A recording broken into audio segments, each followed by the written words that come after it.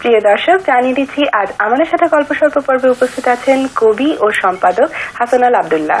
আর অনুষ্ঠানের পুরো সময় জুড়েই আপনাদের সঙ্গে আছি আমি জুলিয়া ইসলাম শিশির। এবার আমন্ত্রিত অতিথির সাথে গল্প স্বল্প। চলুন কথা বলি অতিথির সাথে। স্বাগত 21 দুপুরে।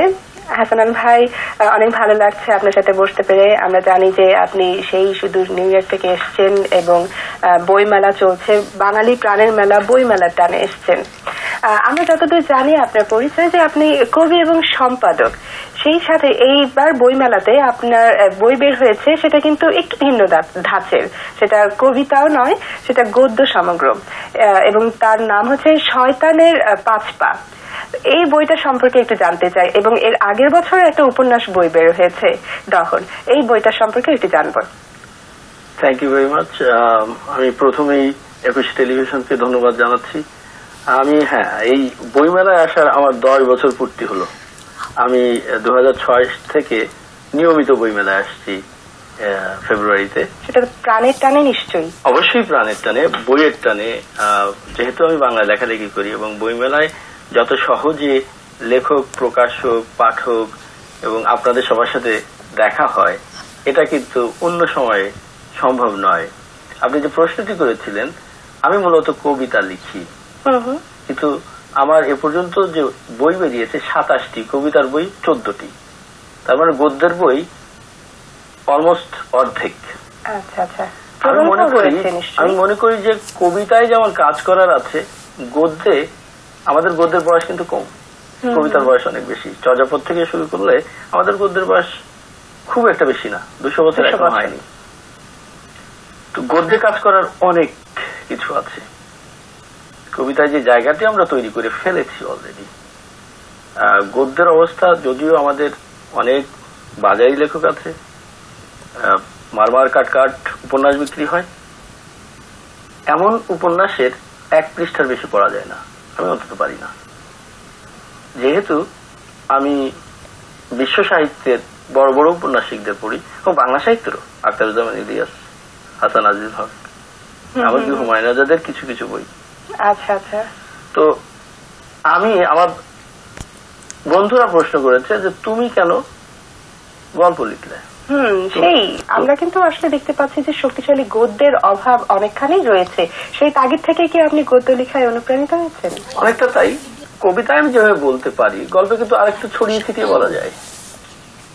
আমি লিখেছি যে মার্কেজ এবং কাফকাকে পড়ে আমার মনে হয়েছে গল্পের বিষয়বস্তু কত কিছু হতে পারে। এই গল্পগুলো তো 25টি গল্প আছে। আজকের সমাজে যে ঘটনাবলী ঘটছে, শয়তানের 5 পা যে মূল গল্প, এই বাংলাদেশে গত কয়েক বছর যা ঘটে গেছে, অন্ধকার দিয়ে বিজ্ঞান পদ্ধতি, সেটা ওখানে পাবেন। সাথে সাথে কিছু গল্প আছে একেবারেই বিষয়বস্তু ভিন্ন। একজন বিদেশে থাকে, দেশে বেড়াতে এসে তার নিজের শরীরকেই কুচি কুচি করে কেটে ফেলেছে এবং সে একটি হাড়িতে জমা করে রেখে দিয়ে গেছে। পরবর্তী বছরও আবার ফিরে আসছে। যে এই যে সুরিয়ালিস্টিক ব্যাপার, এবং এর মধ্য দিয়ে যে আমি বলবো যে প্রথম বিশ্ব তৃতীয় বিশ্বকে শোষণ করার যে একটি বিশাল জাল বিস্তার করেছে, ওখানটাতে প্রবেশ করা, ওখানটাতে মননকে নিবিষ্ট করা, চিন্তার ক্ষেত্রটাকে উন্মোচিত করা, এবং তারপরে গদ্যের ব্যাপার তো রয়েছেই। এই যে পরাবাস্তব যে গল্পটা লিখছেন, যে অনেক একজন ব্যক্তি নিজের শরীরকে টুকরো টুকরো করছে, আবার আসছে, কিংবা 7 বছর পরে আবার আরেকজন ফিরে আসছেন, পুনর্জন্মের কথাগুলো, এগুলো আসলে পাঠক কিভাবে নিচ্ছেন? আসলে একজন লেখক যখন সৃষ্টি করেন, তখন কিন্তু পাঠকের কথা মনে রাখেন। আচ্ছা, এই ধরনের গল্প নিতে পাঠক আসলে নিজেরা কতখানি প্রস্তুত? আমার তো মনে হয় যে যখন এই গল্পের ভিতরে যাবেন, নতুন আখতারুজ্জামান ইলিয়াসের গল্প কিভাবে দিয়েছে, আখতারুজ্জামান ইলিয়াস কালকেই আমাকে একজন বলেছে, উনি বইটা পড়েছেন এবং বলেছে আমাকে যদি অফ হইতেন আমি 2টো কথা বলতে চাই। অবশ্যই বলবেন। উনি বলছে আখতারুজ্জামান ইলিয়াসের খোয়াবনামা বা তার কিছু গল্প পড়ার চেষ্টা করেছেন, পড়তে পারেননি, এবং তিনিও এই বইটি নিয়ে পড়তে পারছেন না। কারণটা কি? আমরা কাটা কাটা শব্দ বাক্য দিয়ে, ধরুন ছোট ছোট বাক্য দিয়ে যে গদ্য পড়ছি, এটি কিন্তু গদ্য নয়, এটি কিন্তু বাংলা গদ্যের ধারাবাহিকতা নয়। বঙ্কিম থেকে শুরু হয়েছে, রবীন্দ্রনাথ পরিপুষ্ট করেছেন গদ্যের জায়গাটি। তারপরে যদি আমরা আমাদের কল্লোল যুগের গদ্য দেখি, কল্লোল যুগের মহান লেখকদের দেখি, এরপরে আমি আরো কয়েকজনের নাম বললাম, আরো কিছু নাম যোগ করা যায়, যেমন আমাদের শওকত আলী, হাসান আজিজুল হক, ইতিমধ্যে আমি বলেছি। মাহমুদুল হকের উপন্যাসের কথা বলতে পারি, আল মাহমুদের কিছু গল্পের কথা বলতে পারি, পানকৌড়ির রক্ত আমার এখনই মনে পড়ছে। তো এখানে কিন্তু গদ্যের কাজ রয়েছে, চিত্রকল্পময় গদ্য রয়েছে, চিন্তার খোরাক দিচ্ছে। আমি 15 বছর থেকে 25 বছরের জন্য বালকের জন্য লিখছি না, বা 15 যুবকের জন্য লিখছি না, বা তাকে এমন কিছু দিচ্ছি না সে পাগলের মতো রাস্তা দিয়ে হেঁটে বেড়াবে আমার গল্পটি পড়ে। তার জীবনকে সে কিভাবে গড়ে নেবে গদ্য পড়ে, এইসব লেখক সেটা দিয়েছেন। আমি একেবারেই ক্ষুদ্র লেখক, কিন্তু আমি চেষ্টা করছি যে ওদের পদাঙ্ক অনুসরণ করা যায়নি, সাথে সাথে নিজস্ব কিছু থাকবেই তার মধ্যে। নিশ্চয়ই, তা না হলে একজন লেখক কেন লিখবেন? একটু সেই জায়গা থেকে একটু জানতে চাইছি যে একটু আগে বলছিলেন কবি আল মাহমুদের কথা, তিনি কিন্তু কবিতাও লিখছেন, সাথে সাথে শক্তিশালী একজন গদ্য লেখক রয়েছেন।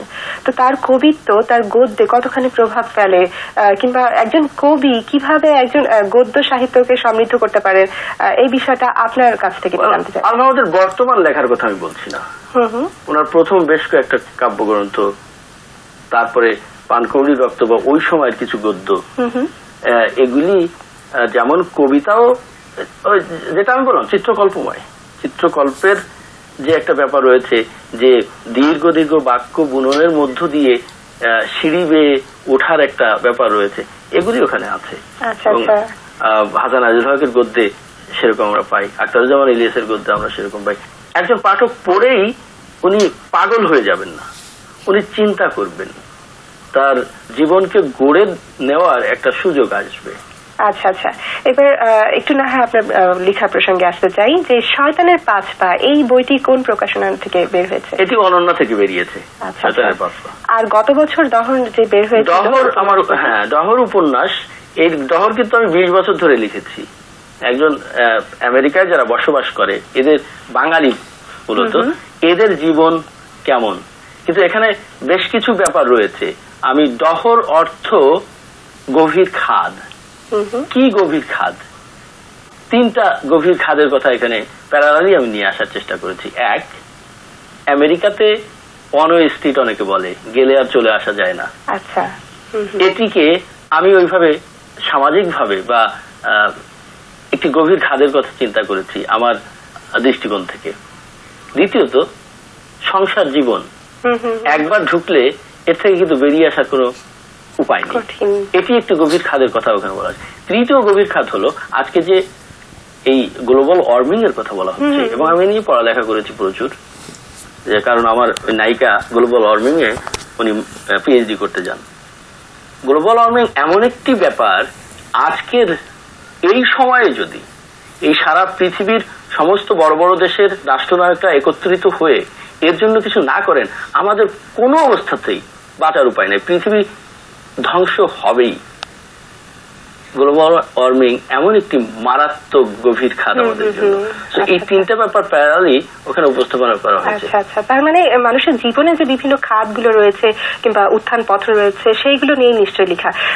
এবার একটু অন্য প্রসঙ্গে আসতে চাই, যে আপনার একটা আলোচনা অনুষ্ঠানে আপনি বলেছিলেন যে 70 এবং 80-র দশক আসলে কবিতার ক্ষেত্রে, বাংলা কবিতার ক্ষেত্রে অন্ধকার যুগ। আসলে কোন পার্সপেক্টিভ থেকে আপনি এই কথাটা বলেছিলেন একটু যদি জানেন? আমার এই মন্তব্যটি আসলে একটি আলোচনায় নয়, আমি একটি পত্রিকা সম্পাদনা করি শব্দগুচ্ছ 17 বছর ধরে। আচ্ছা আচ্ছা, এই পত্রিকাটি দ্বিভাষিক, বাইলিঙ্গুয়াল। এই পত্রিকাটি 2000 সালে সম্ভবত আমি বাংলা কবিতার, আধুনিক বাংলা কবিতা সম্পর্কে বা 20 শতকের বাংলা কবিতা সম্পর্কে লিখতে গিয়ে ওখানে সম্পাদকীয়তে একটা মন্তব্য করেছিলাম। কেন করেছিলাম? আমাদের মধ্যযুগ কিন্তু কবিতার ক্ষেত্রে, মধ্যযুগের একটা সময় কিন্তু অন্ধকার যুগ, ওই সময় আমরা কিছু পাইনি। 1250 থেকে 14 এরকম একটা সময় আছে এই ধরনের।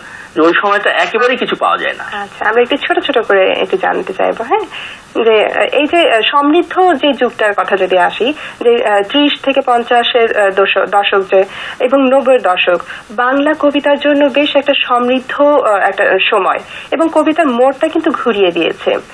এই বিষয়টা আপনি কিভাবে দেখেন? দেখুন, এটার উত্তর দিতে হলে আমাকে ধারাবাহিকভাবে কিছু কথা বলতেই হবে। সেটি হল চর্যাপদ থেকে আমাদের যে ধারাবাহিক কবিতার একটি বিশাল পটভূমি, পাটাতন বা উৎকর্ষ, সেটা মধ্যযুগ হয়েই এসে আমরা কিন্তু বাংলা কবিতায় খুব বড় কবি পেতে আমাদের অনেক সময় লেগেছে। হুমায়ুন আজাদ তার আধুনিক বাংলা কবিতার ভূমিকায় লিখেছেন যে আমাদের কখনো কখনো শত শত বছর অপেক্ষা করতে হয়েছে একজন প্রধান কবি পেতে, কিন্তু 30-এর দশকে এসে আমরা একসাথে 5 জন প্রধান কবি পাই।